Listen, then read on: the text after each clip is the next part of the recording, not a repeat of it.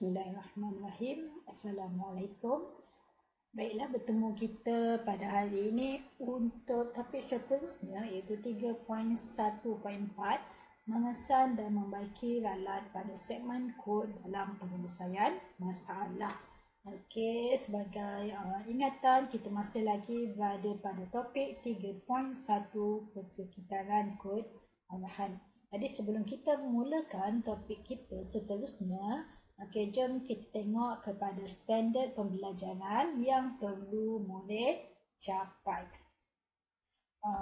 Okey, untuk topik hari ini, di akhir pembelajaran murid seharusnya mampu untuk mengesan dan membaiki ralat pada segmen kod yang dihasilkan dalam penyelesaian masalah.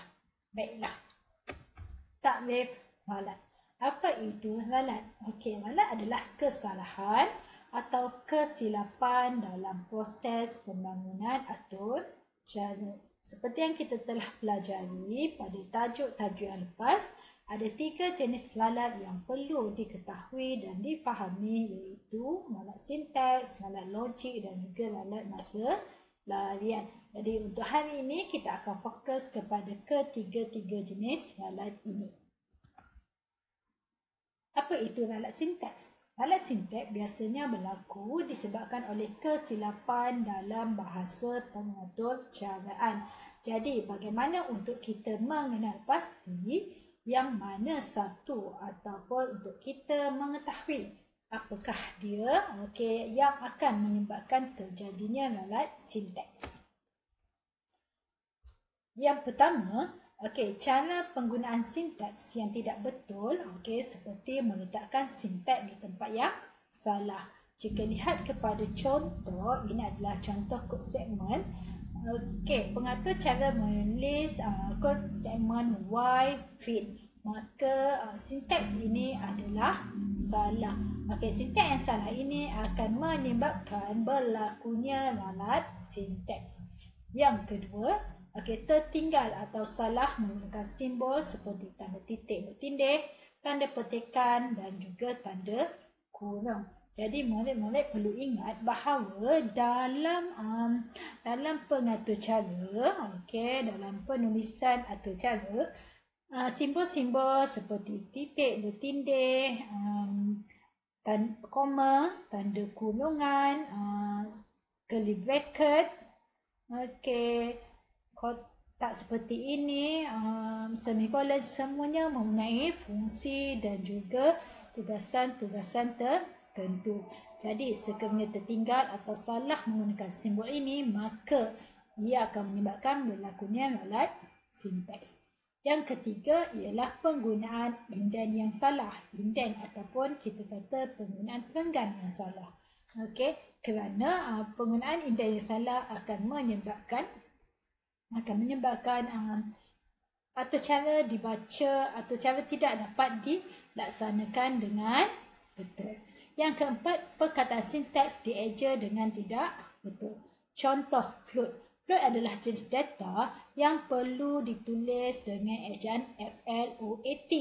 Tapi sekiranya dieja dengan singkatan sebagai contoh FLT, maka ia akan menyebabkan kepada ralat sintaks. Dan yang terakhir ialah penggunaan sintaks yang tidak betul dalam atur cara. Sebagai contoh, penggunaan FINF dalam Python. Python tidak menggunakan sintaks FINF, tetapi Python hanya menggunakan sintaks FIN sahaja. Tiada tambahan F, di mana tambahan F ini hanya digunakan di dalam C++. Itu sebagai, ini adalah antara 5 bagaimana untuk kita mengenali ralat sintaks. Seterusnya kita akan lihat kepada ralat masa larian. Bagaimana ralat masa larian ini berlaku atau bagaimana untuk kita mengenalinya ialah kejadian ralat masa larian akan menyebabkan segmen kod terhenti secara tiba-tiba tanpa diduga. Di mana apabila kita uji kod kita tiada kesalahan ditunjukkan, tetapi apabila kita melaksanakan program kod segmen kita terhenti secara tiba-tiba dan pada ketika itu mesej ralat akan dipaparkan apabila ralat masa larian ditemui. Untuk mengenali ralat masa larian, yang pertama kita akan kenal pasti pengatur cara boleh mengenal pasti dari segi operasi. Adakah operasi dilaksanakan dengan pembahagian dengan sifar? Sekiranya operasi pembahagian dilakukan dengan sifar, sebagai contoh apa-apa sahaja nombor dibahagikan dengan sifar, ia akan menghasilkan infinity ataupun kita kata sebagai maths error. Jadi, di dalam Python, ia akan menyebabkan berlakunya ralat masa larian. Yang kedua ialah melaksanakan operasi untuk dua pemboleh ubah yang berlainan jenis data.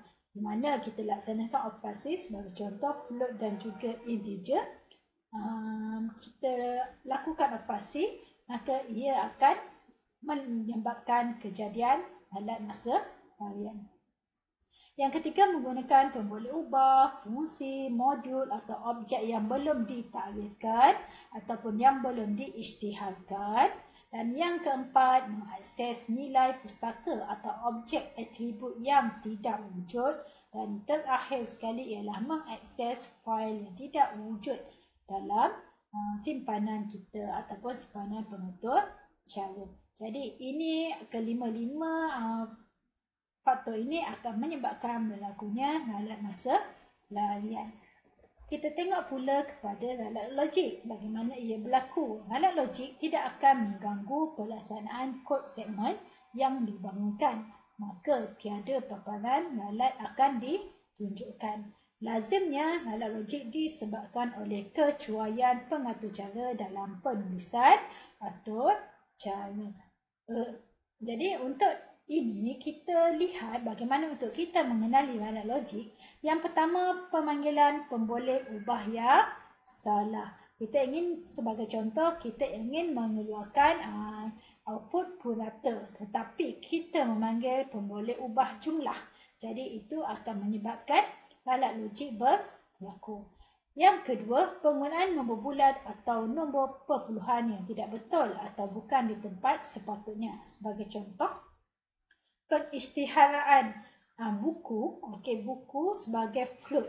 Sedangkan kita tahu buku itu adalah satu objek yang tidak boleh mempunyai titik perpuluhan ataupun jumlah pekerja diisytiharkan sebagai float. Ini juga akan menyebabkan ralat logik. Dan juga penggunaan mata wang, nilai ringgit digunakan dalam bentuk integer, nombor digunakan dalam bentuk integer tetapi ianya memerlukan perpuluhan.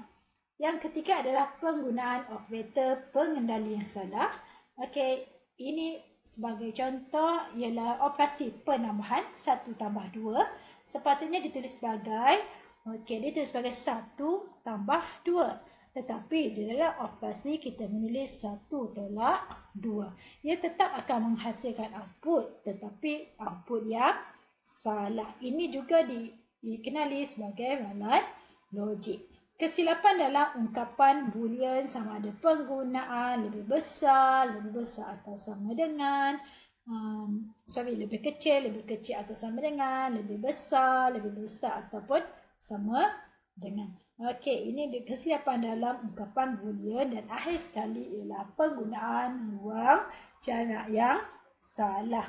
Kelima-lima ini juga adalah faktor yang menyebabkan berlakunya ralat logik. Jadi selepas ini kita akan laksanakan aktiviti amali untuk melihat bagaimana ralat logik, ralat sintaks dan juga ralat masa larian dapat dikesan dalam penulisan atur cara. Jom kita buat amali.